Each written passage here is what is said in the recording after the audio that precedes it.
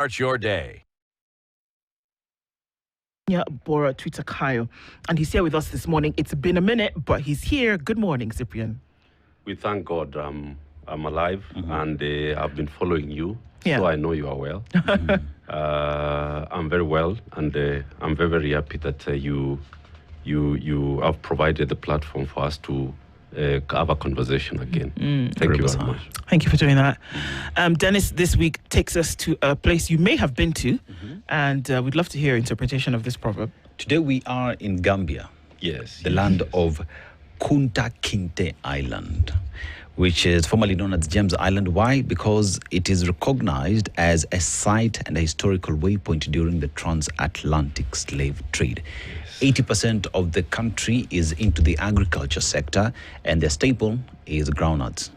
Right? So these are people who would live very well with people from Oma Bay and Migori County, because also they do grow groundnuts. But let's go to the proverb.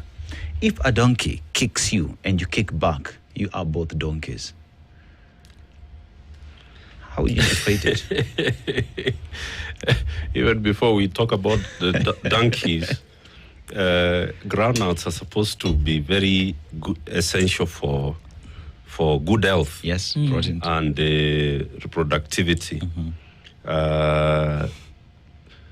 You've heard of the I relate this to what we call if a madman was to steal your clothes and you start chasing after that madman when you are naked. Actually, people will believe that you are the madman. Yes. So that if the donkey is the one which has kicked you and you also kick it back, both of you are actually donkeys. The call here, in my view, especially for our country right now, is that if you want to bring sanity to a country like ours, don't do things the way the politicians are doing it, because they are actually kicking us so hard. If we were to retaliate and take the goons that they have brought to us back to them, this whole place will be on fire, and people will not know who really is the patriot who loves the country and who is not. So we have to remain the patriots of our country, as provided for in Article 10 of our Constitution, even as we are changing the conditions for us to have better leaders. Well said. Wow. Can't argue with that. Can't argue with that. We're looking at the state of the nation and the different areas around this state that we ought to. It's very difficult to then look at the state of the nation in one direction. First of all, the thing that seems to be on everybody's mind is the economic state of things. From your point of view, what does it look like? And if there are any tweaks to be made at the moment, where should those be? We can't also run away from the fact that you've been involved in quite a lot in terms of, making sure that things run well, or keeping people accountable, or at the very least ensuring that people are aware of the responsibility of accountability in this country. So that sets the premise for why this conversation, heralded by you, then is important. The economic state of things. You see, the economy of our country is actually the state of our nation. Let me begin from the state of our nation, then I focus on the economy. The state of our nation is looked at from four main lenses, and we've called them the 4 Ds, if you may. First of all is the democratic faithfulness, the democratic faithfulness of our country as the first pillar of the state of the nation. The second one is what we call development consolidation, where the economy is a major part. The third is what we call devolution and participation. And the 4th D is demographic wellness. Demographic wellness. Those are the 4 pillars of reviewing the state of the nation. For those who are taking notes, the 4 Ds are, first of all, democratic faithfulness. Secondly is development consolidation. And number 3 is devolution and participation. And finally, demographic wellness of the nation. I'll skip the democratic faithfulness because that's the political one, which normally takes us far away. Let's start from the developmental, consolidation, where the economy falls under. The whole policy of the government, not just this Ruto administration, but actually starting from the Uhuru administration where they were with the Ruto, the key feature has become odious debt. Mm-hmm. We have borrowed, we have been running what Kwame Owino calls the credit card to buy things that we cannot afford. And we've destroyed the foundation of the economy.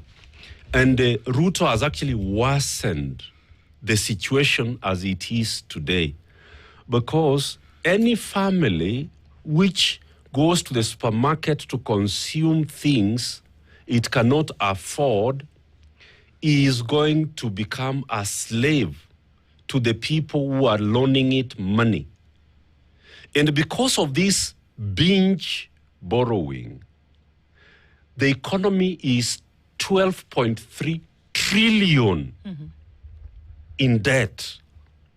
And it is estimated that nearly 60% of that debt is actually corrupt debt, what we call odious debt. And because of this borrowing, we have been running a very huge deficit in the budget. So what have we done? We have pushed up the taxes so that we can raise money to pay the people we have borrowed from. So a lot of people do not know how bad these two presidents have been on the economy. That is why we go back to the Kibaki years. When Kibaki handed over government to Uhuru Kenyatta in 2013, we were only 1.8 trillion in debt, only. Under the Kibaki administration, for every 100 shillings we borrowed, we collected, 14 shillings went to debt payment and repayments and servicing. Under Kibaki. Under Kibaki. Only 14%. 14 shillings out of every 100. Uhuru pushed that up to about 70-something. For every 100 shillings you collected under Uhuru, for every 100, 72 was going to debt servicing. Ruto pushed it to about 78, and last year they managed to actually restructure that debt by borrowing more expensive debt to pay off for debt that was due last year. So they brought it down from 78 to 69, where it is now. So round it off at 70. So for every 100 shillings that we collect, 70 shillings goes to debt repayment. Now, the problem with that is that then you are left with 30 shillings out of 100 to pay for education, to pay for healthcare, to pay for roads, to pay for social security, to pay for the military and the security and everything. Pay salaries.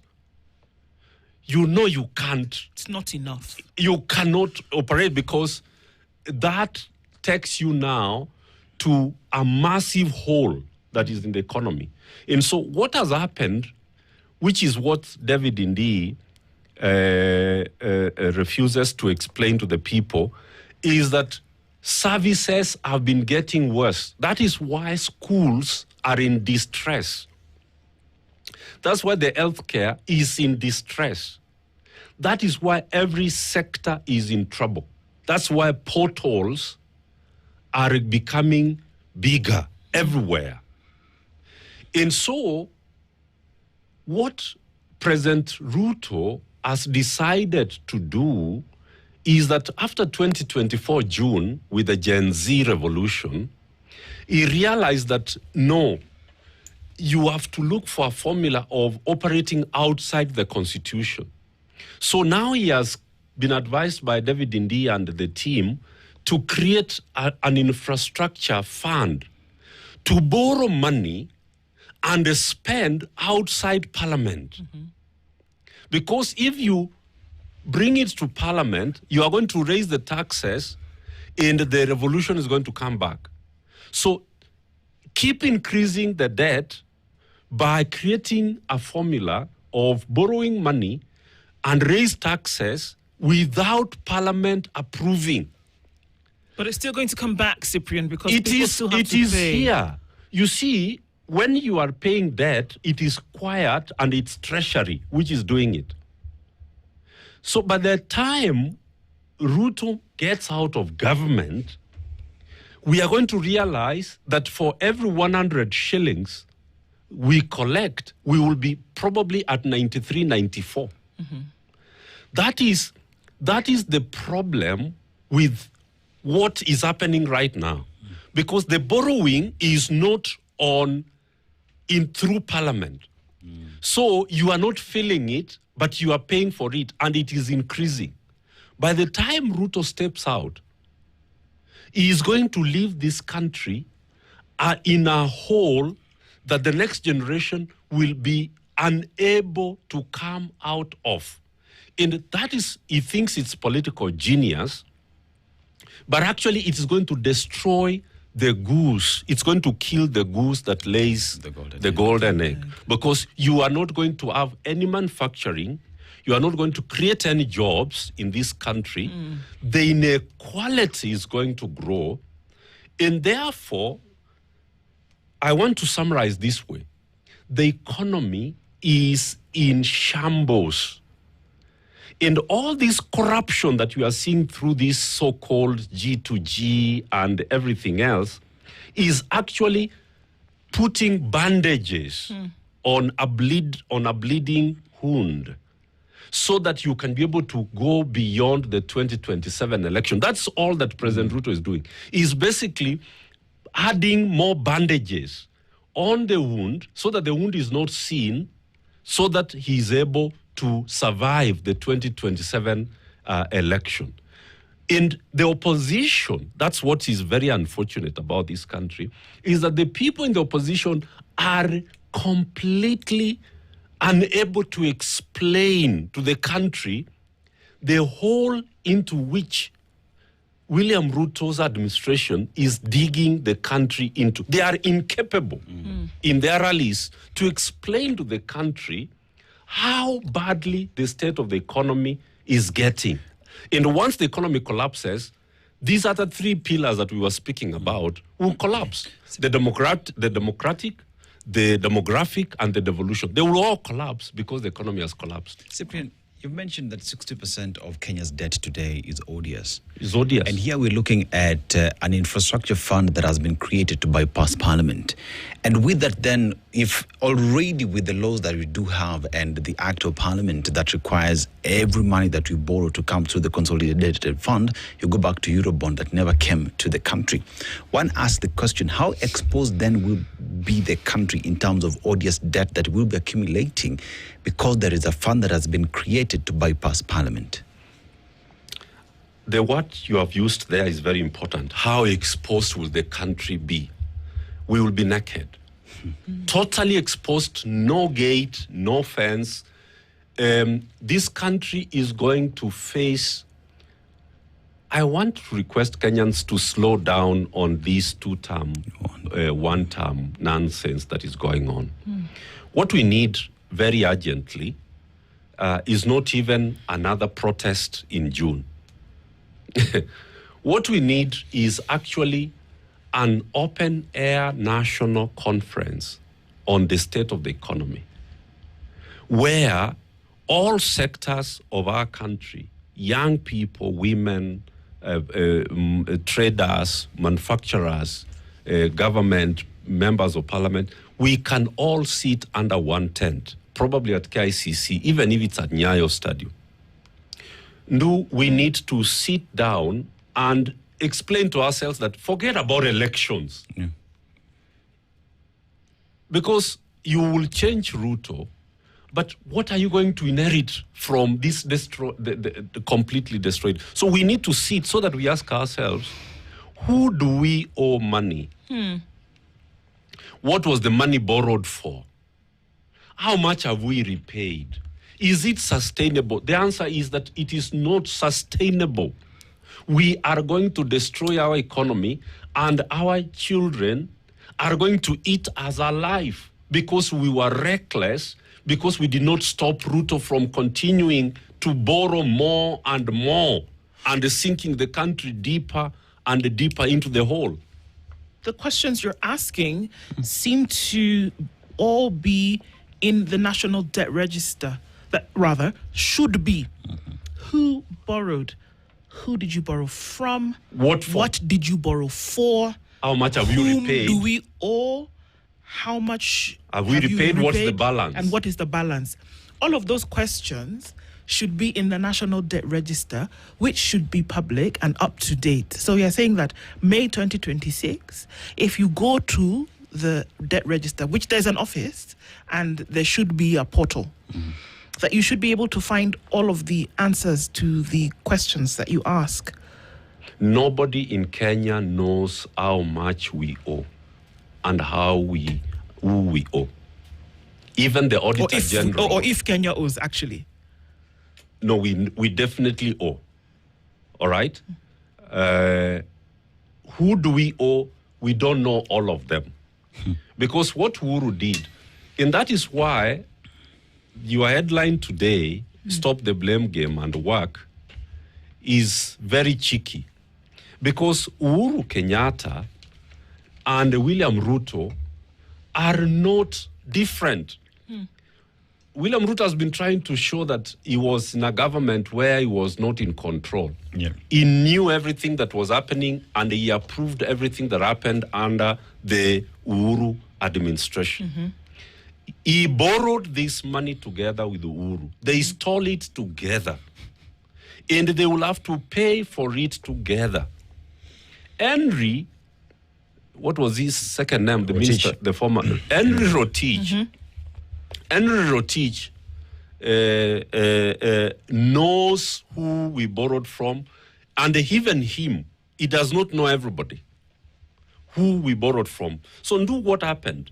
When the Public Finance Management Act was amended by Cabinet to allow that you can go abroad, borrow money, deposit it in any accounts, is when Treasury and the Republic of Kenya lost its ability to know who we owe and for what we owe. Because the Constitution from Article 220 going forward is very clear in terms of what you can borrow for. Yes. But once Uhuru and Ruto amended the PFM Act to allow agents, any individual of government, to go out there and borrow money from a bank here, a lender there, and deposit it in any accounts out there, we actually do not know how much money we owe and who we owe. The Auditor General has said it, that she does not know who we actually owe, because Treasury is being presented with bills that this money is due paid, this money is due paid, this money is due paid. But it is money that was borrowed outside the Constitution, and it is money that was actually stolen by individuals who deposited it in accounts, made interest on it, actually sold it again to government. There are incidences where somebody borrowed money and then lend it to government and earned interest on it. And Kenya's got to pay it back. And Kenya has two people to pay. Yeah. The one who resold the money to government and the one we borrowed from. And all of it was actually borrowed outside the law and outside the constitution. So this is what we call treasonable charges that will have to be opened against these individuals under the Uhuru Kenyatta administration and under the William Ruto administration. It's treason because you operated and acted against the sovereign interest of the Republic of Kenya, and you have destroyed the foundation of our economy. We can't create jobs for our young people. We can't reproduce. We can't keep the costs of electricity or anything down. And the corruption that has gone on under the Uhuru and the Ruto administration is so ugly that it has to be investigated. That's why we have been recommending a forensic examination by an agency headed by the Auditor General of the Republic of Kenya to get to the bottom, because that's what the Constitution says. It's the Auditor General who can undertake this forensic or audit. But the executive cannot allow the Auditor General to do that.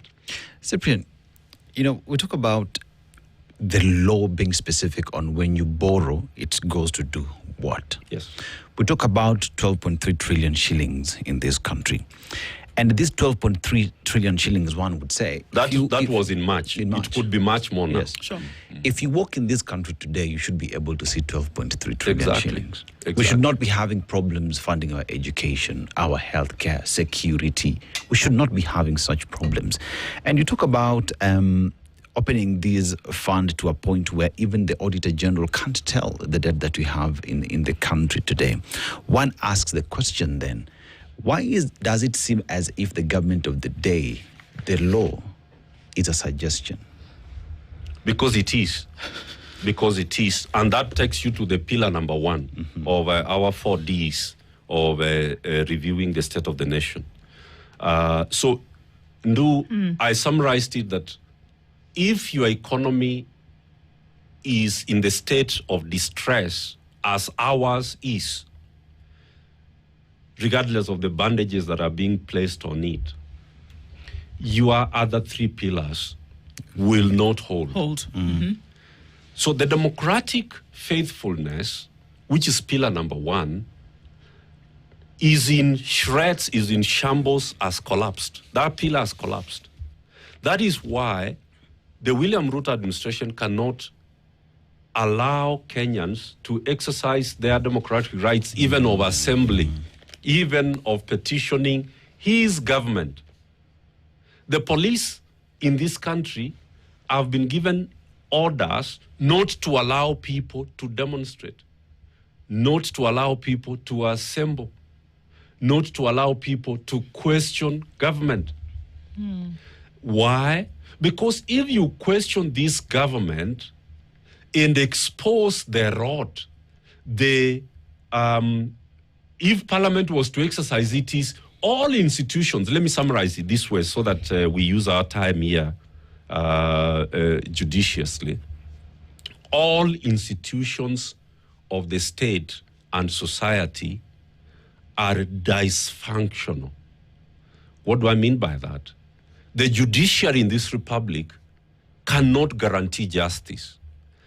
The parliament in this country is not performing any of its 3 principal roles of oversight, of representing the people. Parliament in Kenya does not represent the people of Kenya. And the parliament makes bad laws. That's the only thing they do. We pay them to make bad law that is against the national interest. Whether you're talking about the police, the commissions, the independent officers, all institutions in Kenya are dysfunctional. The president and the executive cannot allow any of the institutions to do its job. Because if any of them did their job, the first person they will arrest and jail is the president. The president has violated the constitution since he was sworn in 38 times.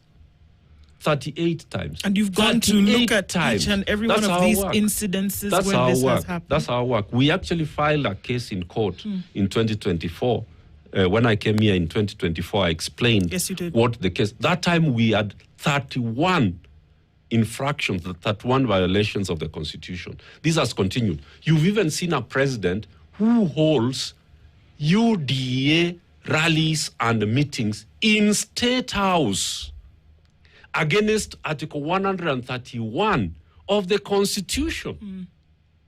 And nobody's asking him, nobody asks him why he's using a state office for political party functions, spending money in millions to pay thousands of shillings to delegates from Kirinyaga and Kisii and Mombasa and I don't know where. And this is not a political affiliation issue. What you're saying here is that this is a constitutional mandate that is the being Constitution flouted. in Article 131 lists the 10 functions of the president.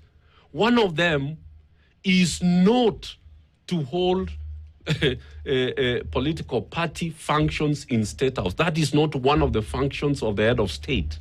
The head of state can be a member of a political party and he can conduct his political party affairs outside government offices, gazetted state offices and state, so we are basically operating outside the Constitution. That is the short answer, that because the economy is in disarray, and Kenyans are desperate for any handouts, they are not even asking, where are you getting this money that you are paying us every week for us to come to State House in buses? Where do you get that kind of money from? Has UDA accounts been published for us to see that that money is from UDA? None of that money is coming from UDA, and the president cannot account. But it is our money that is being used to entertain political party activists, UDA political party activists in State House using taxpayers' money against the Constitution in Article 10, and nobody is raising these questions with the president. So the Constitution is technically disregarded and suspended. That is why no chapter of the Constitution, from chapter 1 to chapter 15, none of those chapters is being upheld. Is actually observed in breach. All the chapters are observed in breach. That is the short answer. And that tells you that our institutions, once they have been captured and they are being misused, then devolution, which is the third pillar, has collapsed. I want to become the governor of Nairobi, but I actually know the state of devolution in this country. And when I look at the people who are talking about devolution, they know that devolution cannot survive if democratic faithfulness does not happen and if the economy does not thrive. So those are the things that you start with.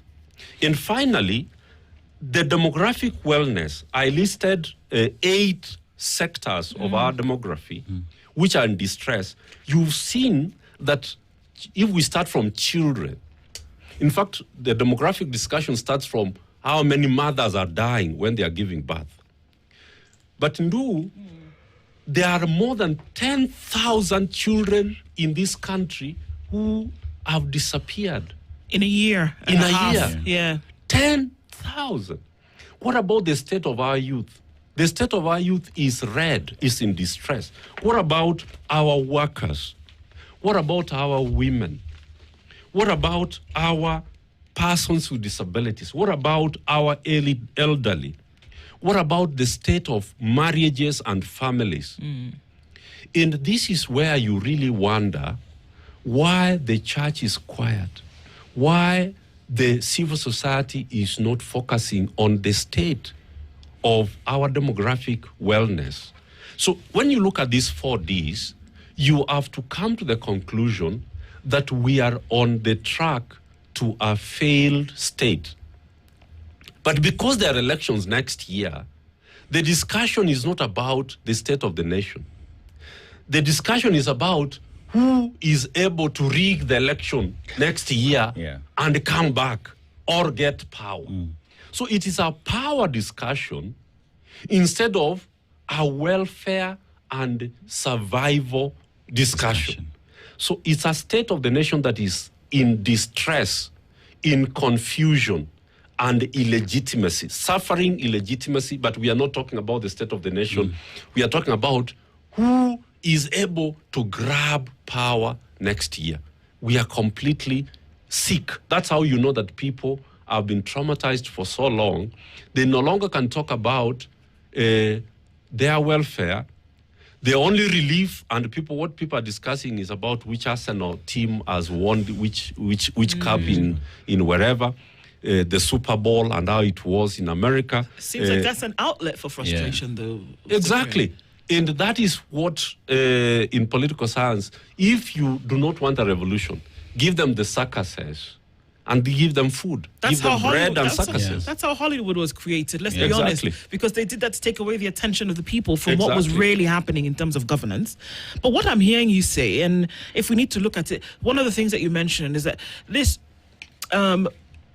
political slogans that we're hearing, one term, two term, no term, whatever the case may be, also seems like an outlet. It seems like an outlet to avoid the difficult yet necessary job of fixing the problem. Because if we talk about, sky-high debt, we talk about systems that don't function, we're talking about, lack of funds to then follow these functions. And not because they wouldn't ordinarily be available, but because they have been diverted somewhere else where they should not have gone. Now, as you list all of these things, there's often the accusation, and this has come from political circles as well, that surely it's not everything about government that is bad. It's not everything that has to have a negative tint to it.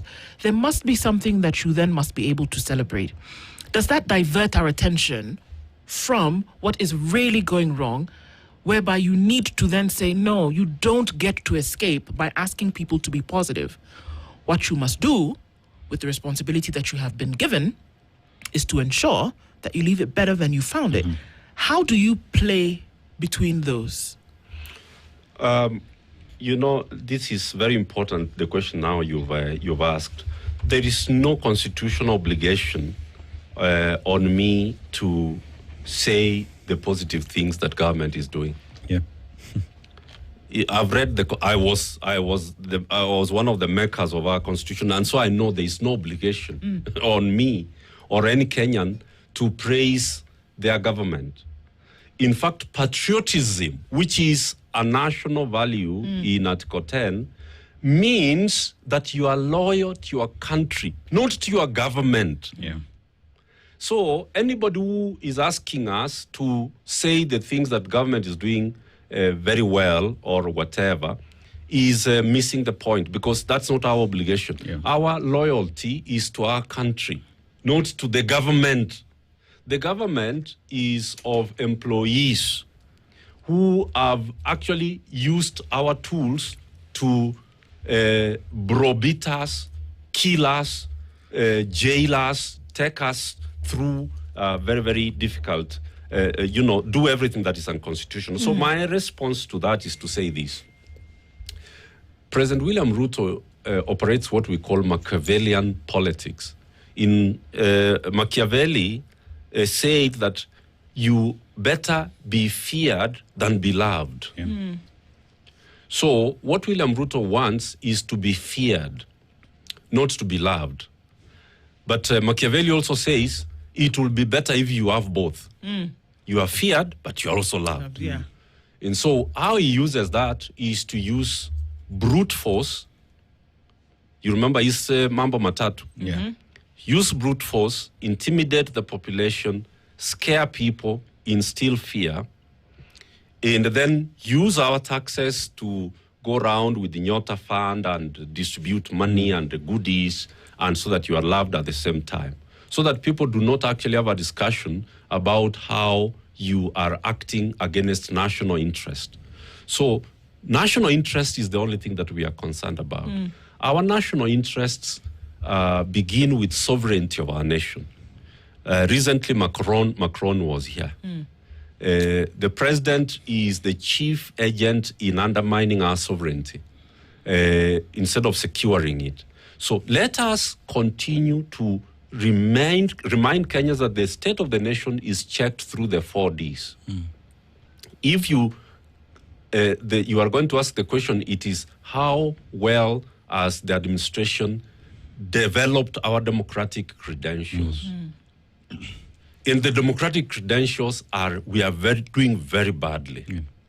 Out of 10, I would give this government 3, because the violations, the intimidation, the way protesters are being taken to Kahawa and charged for terrorism, this has never been done before, where demonstrators are charged with terrorism. This is actually ugly. It is ugly. What we are seeing right now is actually unbelievable, where people cannot be helped to do meetings. You've seen tear gas in churches. Even Moi didn't do that. I remember Moi doing it at All Saints Cathedral, and the whole country united in saying, this is sacrilegious. You can't do this. Now it has come back in force, in full force. We are seeing that people are not even safe to worship in churches. And that's dangerous. Our economy is not doing well, under development. Devolution is in shambles, and our demographic wellness is in distress. That's the word I have used. The state of the nation is in distress. And I've listed these 8 categories of our demography, and we'll go from the time children are born, how those children are cared for. A country cannot secure its children. It's a failed state. It's a failed state. A country that cannot secure its children. What does it have an army for if it cannot secure its own children? Organ harvesting that is happening in this country. We know it. This city mortuary here reports every 3 months 300 unclaimed bodies of dead Kenyans. We don't know who they are. What country are we in? If we cannot secure our children, we can't even identify who has died in our mortuaries. You saw what was happening in Kericho, that there were 100 bodies in Nyamira that were buried in Kericho. Still unexplained. Yes. Unexplained deaths everywhere. So I don't know. Let it be Kenyans who actually judge where you place William Ruto's administration as regards these 4 pillars of the state of the nation. And Cyprian, of everything you talk about directly goes back or falls back to politics that you play in the country and for governance. A very long time. Yes. Politics has been said to be a very dirty game. I don't want to get involved in it. But then again, look at what that gives birth to. When you talk about governance, decisions, respect of rule of law, securing its children, protecting sovereignty of the country, it all boils back to politics and quality of individuals that we put in there. So now as we approach 2027, Kenyans want to put new people or return these individuals in there. What kind of discussion or conversations must Kenyans want today if we are to address the subject of debt, if we are to address the subject of security and sovereignty of the country? Because seemingly Kenyans cannot afford to stay outside politics if things are to change. That's a very important question, what you've raised. And this is my suggestion, all Kenyans of goodwill towards 2027 must decide, first of all, to hold democratic, free and fair elections. And how do you hold democratic, free and fair elections? Ensure that everybody registers as a voter and everybody turns up as a voter on election day. Ensure that you vote only for women and men who are going to secure your national interest around these 4 pillars: demographic wellness, democratic faithfulness, development consolidation, and devolution and participation. Now, the Bible tells us in Matthew chapter 8 that a good fruit, a good tree cannot bear bad fruit. Bad fruit. And a bad tree cannot bear good fruit. So if you vote for bad people, they cannot give you good fruit. What we are experiencing right now is the bad fruit of the bad trees that we voted for. And that is why people in this election must approach this election differently. We cannot be excited about parties and about ethnic entities and what we are being presented for here. We have to be radical, and we have to be very, very radical. And I want to call upon Kenyans to approach the 2027 election looking at those two things. One, register and be there to vote. Number two, vote for the good trees. And can we be honest that we know who they are, there's nobody. Even when Gashawa says that Ruto cheated us, and then we found ourselves that we have elected him, he said, no, Gashawa is not being sincere. We know these people, all of them. We know them. So let nobody lie. When people are there, acting as goons, they are not confused about this cannot be a good leader who is using us as goons. Yeah. No, we know actually that we are the ones who are facilitating these people to destroy our country. So the only thing you have to do now, which is what we are doing as Kenya Bora, is that we are supporting candidates. That's how they are supporting me to be governor of Nairobi. That's how we have to support men and women of integrity and credibility to run for office. Because if we are all, the good people are going to stay away and say this thing is so dirty. So the people will only have a choice of electing one of the worst criminals on the ballot.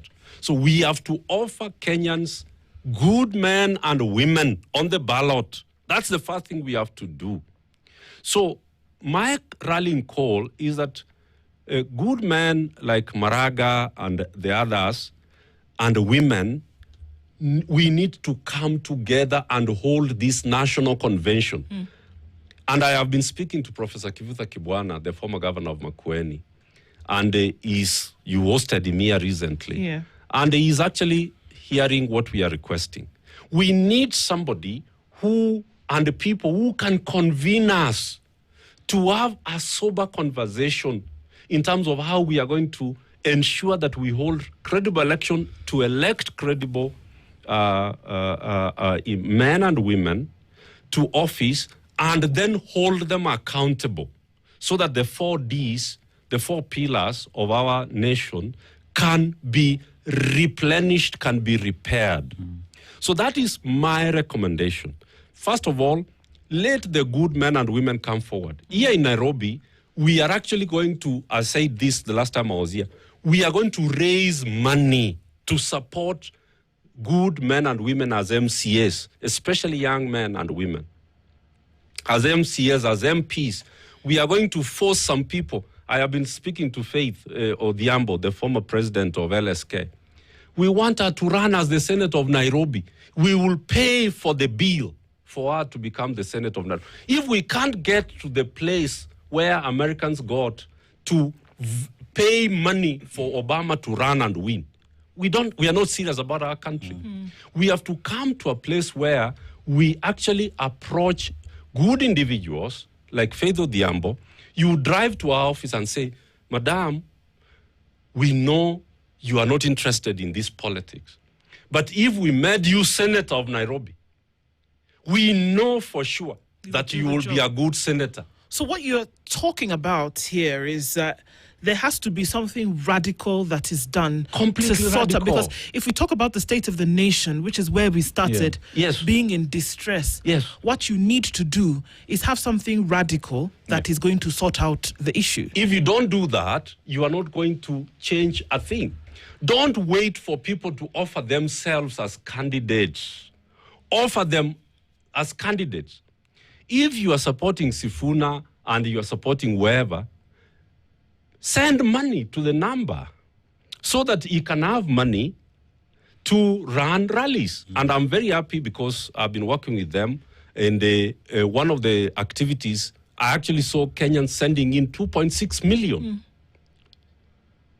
to the account, which is what they are using to do the rallies. That is very important. Yeah. So we have to come to a place 2027 where we are going to be the ones to list the men and women we want in office. In your county, we have 47 counties.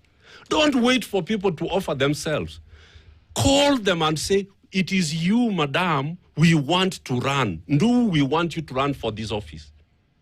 And we are going to pay for it. And you know, people think that you need all the 400 million shillings, all the 30 million shillings at the same time. No. Let people send in 150 shillings and 80 shillings and 200 shillings. That is how somebody, the kitty runs. Form committees. Let these people not be the ones collecting the money. Form your committee and raise money and run candidates. The people who are supporting me in Nairobi are funding my campaign. They are funding my campaign. They are sending money so that I can fuel vehicles and hold meetings. We have to come to the place where we are not waiting for people to offer themselves as candidates. We are going to approach them. I've given you the example of Nairobi. I declared myself the patron, and I have been doing it. In July, on Sabasaba, it will be a Friday, we are going to hold a meeting at Ufungamano of all the candidates from all the wards and parliamentary areas. And we are telling them, we are not looking at how much money you have. The money we are going to give you, we will fund the campaign. We want you to step forward and sign this charter, that once you are in office, these are the things you will do for us as Nairobians. And I want this replicated across the country. That's the only way we are going to make a difference in this country. We cannot be passive and expect that things Somebody are going else to is gonna change. do it. Yeah. We have to take responsibility for it. I mean, Cyprian, let's go straight into it. I live in this county, and I'm going to tell you the truth. Nairobi is a mess. This is what Trump would call that whole thing, you know. This is what Trump would call it, you know. You want to get into this county as the leader. What are some of the immediate fixes that must happen for Nairobi to reclaim its position? So people look at Nairobi's mess. I look at Nairobi's opportunities. Every time I've come here, I've talked about the opportunities that Nairobi has. Nairobi is probably the only city in the Southern Hemisphere with the opportunities that no other city has. And we happen as Kenya to be on the eastern gate of Africa. So the problems of Nairobi are very small. Nairobi has only lacked a mother and a father. Parents, people we call them stewards. If you elected me and I was in that office, I'll do 3 things in the first 3 days, and everything in Nairobi will change. Do what you need in that office once you arrive there is to cut all the 8 cartels. We know them, we've researched, we've documented, we know who the cartels are and why Nairobi can't function. Nairobi can't function because if it functions, the cartels will not be banking and raking in the millions. So the day you cut out cartels, and that's the first thing you have to do, how do you manage to cut out the cartels? By ensuring that the cartels do not fund your campaign. That is why I'm telling Nairobians, if you want change, finance the election of your governor. And a governor that you funded will go to that office without any Baggage. obligation to the cartels. To get his or her money back. Because they will be saying, excuse me, our money back through this contract, this garbage contract, this road contract, this contract. In Nairobi, it is the MCAs who are doing the roads. Nairobi is in shambles because it's the MCAs who are doing the roads, the contracts. And you know why they are given the roads? So that they do not impeach the governor. So that's how the cartels work. So every MCA has cartels, has people who have to be given contracts, whether you like it or not. Otherwise, we sack you. Otherwise, we impeach you. So how you go in matters how you function when you are in there. I think I've answered your question. The 10 areas of delivery are very public. We've published them over and over again. The 10 areas of delivery are very public. We will deliver once you've stopped the leakage of the funds and increased the money from 22 billion collections on source revenue to 63, which is our target. Within 2 years, you increase that money and you get from government about 25, national government. If you add 63 plus 25, you are practically at 90 billion, 88 billion going to 90 billion. With 90 billion, you transform this city and you increase business and wealth. Nairobi is the easiest place to change. It's the easiest place to change. You don't have any single problem. You just need to change the model, how you collect garbage. Not through contractors, but by the decentralized. I can talk about it the whole day because it's the clearest area in terms of what can be done from day one to transform the lives of the people. What confuses it is all the middlemen who are doing the business here. They can't allow you to deliver because they will run out of money. So what does it look like then? Because we can do a minute or two, Cyprian. What does it look like? Because that's one of the things that often say, well, we can talk about a negative output. We can talk about how it looks terrible, but then if you were to change it, what does it look like? We've been told, people have stood on steps and said, the first thing I'm going to do is get rid of the cartels. You've mentioned 8 of them. Yes. How do you do that? Is how you get in. If your strategy of campaign is not like mine, of organizing 85 ward committees and ensuring that every residential area has a committee, the People's Committee for delivery, for service delivery, how then are you going to help South Sea with its drainage issues and all that? So how you come in is what tells us that you are actually going to be able to deliver. If it is not the people who are putting you in office, but it is the cartels that are funding your campaign, like they have funded the previous 3 governors, you cannot deliver. So how you come in is what matters most. And how we have organized the campaign is that it is the people who are going to fund it, and number 2, they are the ones who are going to install the committees that secure the vote and put you in office. If the MCAs do not pass the budgets and the plans, you just go to the 85 committees and you say, let us dissolve this government because it is not being allowed to deliver. So the MCAs are the ones that must, they are like Mujahideen. They are actually equal to Al-Shabaab. They are suicide terrorists. These MCAs. MCAs are the problem. They are the ones the cartels use to ensure that the governor does not function. And nobody talks about it. So we have to talk about it. The only way to deal with cartels is establish the People's Committees, and we are doing it through the Nairobi People's Convention. Cyprian Nyamwamu is the convener of Kenya Bora Twitter. Is also Nairobi gubernatorial aspirant and has said there are ways to fix it. He said the state of the nation is one of distress, but that too has a way to be fixed. We have to give people hope every single day. that there are people who are able to take this country to the next level. Kenya's situation can be turned around within a month. It can be done. It can be done. Even the odious debt, we can fix it within 30 days. All of it audited and repaid. We can free this country within 30 days if we change the leadership of William Ruto, if we change the leadership of Sakaja. Because these are not leaders, they are dealers. Thank you very much. And that's where we ended at 8:05. Good morning. This is the Situation Room, the only way to start your day.